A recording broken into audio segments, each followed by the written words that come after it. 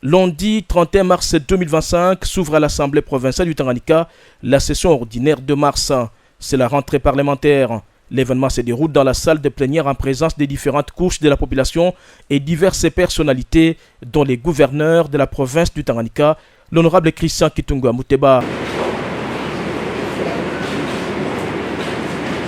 Dès l'entame de son speech, Dr Cyril Kimpwawel, président de cet organe délibérant en province, réitère sa déférence au président de la République Félix Antoine Tshisekedi Tshilombo pour sa diplomatie agissante permettant la mobilisation de la communauté internationale derrière la RDC face à une agression barbare et injuste du Rwanda et de ses acolytes de l'AFC et du M23 dans la partie est du pays. Je m'en voudrais de clore ce chapitre sans reconnaître et saluer les efforts diplomatiques déployé par le président de la République et chef de l'État, son Excellence Félix Antoine Tshisekedi Tshilombo, à qui je réitère mes hommages les plus déférents,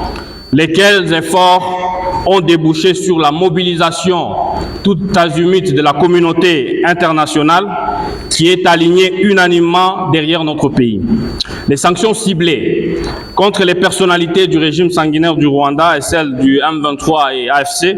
en sont une preuve éloquente. Au-delà de la situation sécuritaire volatile dans la province du Tanganyika, particulièrement dans la ville de Kalemi sur laquelle il a largement planché, l'honorable Cyril Kimpwawel interpelle le gouvernement provincial sur les urgences qui se posent au Tanganyika auxquelles une thérapeutique doit être accordée. La finalité de la gestion de la res publica étant de satisfaire les besoins et les attentes des administrés, il est impérieux que le gouvernement provincial fasse le suivi régulier de l'exécution des travaux de construction de la route de contournement en incitant l'entrepreneur à mettre la main sur l'accélérateur, et ce, malgré les difficultés, afin de permettre à la population de circuler normalement. La session de mars étant axée sur les missions régaliennes des députés provinciaux, l'honorable président invite ses collègues à l'assiduité en vue d'une production parlementaire accrue et d'un contrôle parlementaire sans complaisance, afin de permettre à la province de se développer. A noter qu'au cours de cette cérémonie d'ouverture de la session de mars,